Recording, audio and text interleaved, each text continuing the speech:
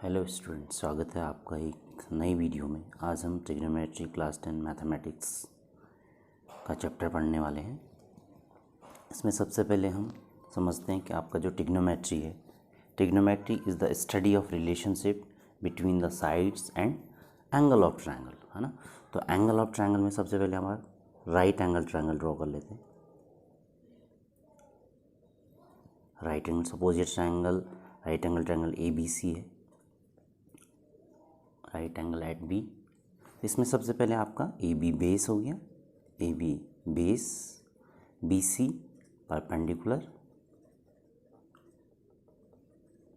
And AC जो है hypotenuse है, हाइपोटेन्यूज, ठीक है ना। हमेशा आपको समझना है कि जो हाइपोटेन्यूज होगा हमेशा राइट एंगल के अपोजिट साइड में होगा हाइपोटेन्यूज, ठीक है ना। अब हम देख लेते हैं कि क्या रिलेशन है। जो आपके पास ट्रिग्नोमेट्रिक रेशियो हैं वो क्या क्या हैं। Sine theta, cos theta, tan theta, cot theta, sec theta, cosec theta, cosec theta, है ना।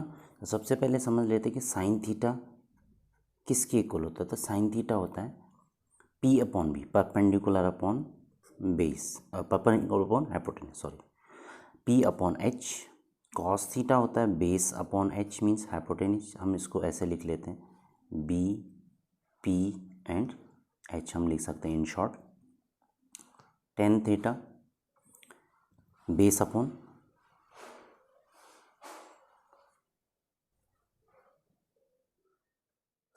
Perpendicular upon base. Cot theta इसका just reciprocal B/P। Sec theta H/B and cosec theta H/P, right. तो ये जो होता है साइन थीटा क्या होता है, P/H के रेशियो के बराबर, परपेंडिकुलर हाइपोटेन्यूज के रेशियो के बराबर होता है। कॉस थीटा बेस और हाइपोटेन्यूज के रेशियो के बराबर होता है। टेन थीटा परपेंडिकुलर और बेस के रेशियो के बराबर होता है। सेक थीटा हाइपोटेन्यूज और बेस के रेशियो के बराबर होता है। कॉसेक हाइपोटेन्यूज और परपेंडिकुलर के बेस के बराबर होता है, ठीक है ना। दूसरा, आपको इस शॉर्ट आपको कैसे समझना है इससे हम समझ सकते हैं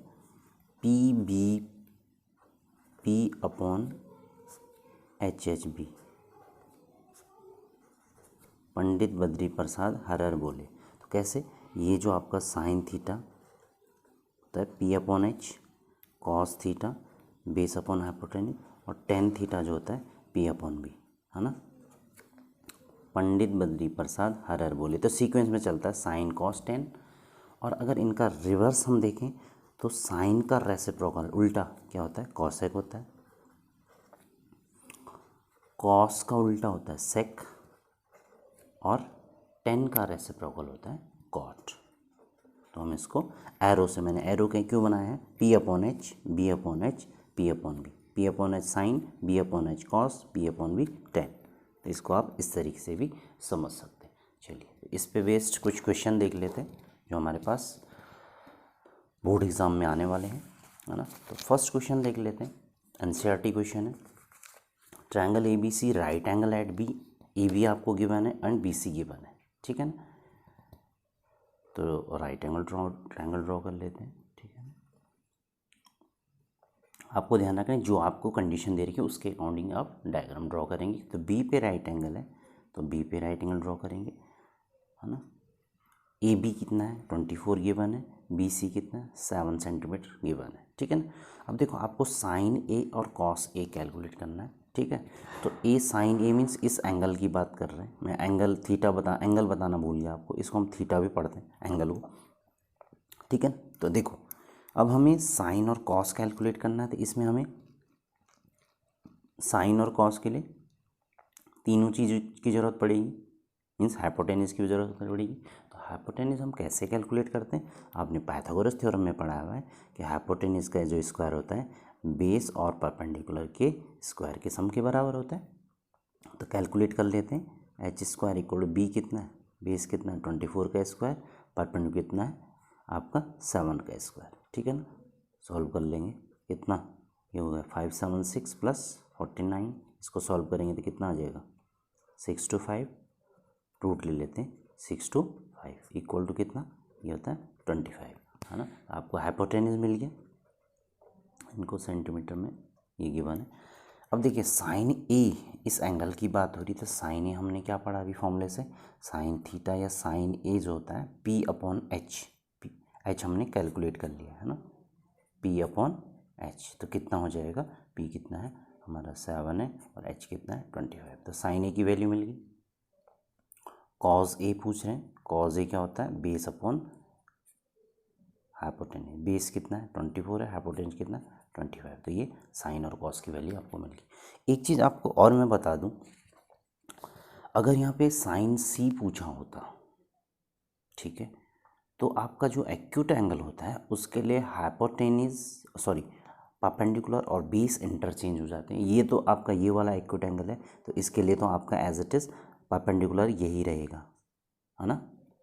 लेकिन आपका अगर मैं एक्यूट एंगल, अगर मैं साइन सी की बात करूं, तो आपका परपेंडिकुलर ये हो जाएगा और बेस क्या होगा 7, इंटरचेंज हो जाता है जब आपका सिर्फ एक्यूट एंगल के लिए साइन ए और साइन सी की मैं बात कर रहा हूँ, या कॉस ए और कॉस सी निकालना होगा, तो उसके अकॉर्डिंग आपका इंटरचेंज हो जाएंगे, ये चेंज होता है क्योंकि आपका एक्यूट एंगल के अपोजिट में आपका परपेंडिकुलर होगा।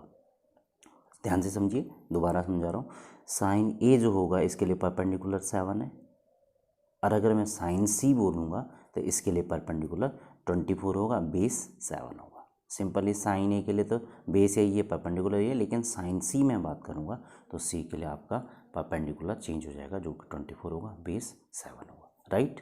तो आपको ये समझना है। नेक्स्ट क्वेश्चन देख लेते हैं, एनसीईआरटी क्वेश्चन है।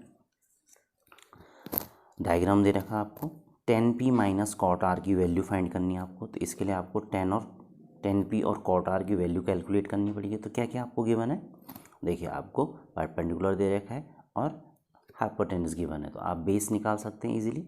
तो by Pythagoras theorem h square equal to P square plus B square, right. Value सब रख लेते हैं, 13 का स्क्वायर,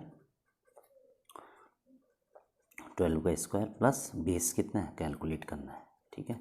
इसका स्क्वायर कितना होता है 169, ये कितना हो जाएगा 144 इक्वल टू बेस का स्क्वायर, कितना हो जाएगा माइनस करके, ये हो गया 25। इसका रूट ले लेते हैं, रूट लेंगे तो क्या होगा 25 कितना होता है 5, तो 5 सेंटीमीटर आपका बेस आपको मिल गया। अब आपको ध्यान से समझना है क्या कैलकुलेट करना है, आपको 10p कैलकुलेट करना है। तो p क्या है, ये एक्यूट एंगल, ये दोनों है, तो टेन थीटा क्या होता है, टेन ए क्या बताते हैं, टेन थीटा बताया था, थीटा मीन्स हम एंगल की बात कर रहे हैं, टेन थीटा फॉर्मूला क्या बताया था, टेन थीटा क्या होता है P upon B, perpendicular upon base. तो अब टेन पी की बात हो रही है एक्यूट एंगल की, तो इसके लिए आपका परपेंडिकुलर चेंज हो जाएगा, ठीक है, ये हमने कैलकुलेट कर लिया। तो ये आपका परपेंडिकुलर हो गया और ये बेस हो जाएगा, किसके लिए, टेन पी की बात कर रहा हूँ मैं, ठीक है। 10p कितना होगा, p अपॉन बी, तो p कितना है 5 और बेस कितना है 12, क्योंकि सिर्फ बेस और परपेंडिकुलर ही इंटरचेंज होते हैं, ठीक है ना। कॉट आर की वैल्यू निकाल लेते हैं, कॉट आर कितना हो जाएगा, अब कॉट आर के लिए as it is perpendicular and base as it is वही रहेंगे, है ना। तो कॉट क्या होता है 10 का उल्टा होता है, ठीक है, बेस अपॉन परपेंडिकुलर, ठीक है। तो कॉट आर की वैल्यू कितनी हो जाएगी, कॉट आर आपका कितना है, बेस कितना है 5 है और परपेंडिकुलर कितना है 12 है, ठीक है। तो 10p माइनस कॉट आर की वैल्यू कितनी हो जाएगी, ध्यान से समझिए, 10p माइनस कॉट आर की वैल्यू हो जाएगी, 10p हमने कैलकुलेट किया कितना 5/12 माइनस कॉट आर कितना कैलकुलेट किया हमने 5/12, तो दोनों कितने 0 कैंसिल हो गया 0, तो 10p माइनस कॉट आर की जो वैल्यू होगी आपका 0 हो जाएगी, ठीक है ना। एक बार मैं और रिपीट कर देता हूँ कि आपको जब एंगल चेंज होगा, एंगल चेंज होने का मतलब एक्यूट एंगल अगर चेंज हो रहा है उस रिस्पेक्ट में मैं दोबारा समझा रहा हूँ, आपका सपोज आपको 10 साइन बी की वैल्यू कैलकुलेट करनी है, साइन बी के लिए तो एज इट इज़ परपेंडिकुलर और बेस एज इट इज़ यही रहेंगे, लेकिन अगर साइन सी की बात हो रही है, साइन सी की बात करेंगे तो साइन सी के लिए परपेंडिकुलर आपका ए बी हो जाएगा और बेस क्या हो जाएगा ए सी हो जाएगा, ये ध्यान आपको रखना है, ठीक है ना।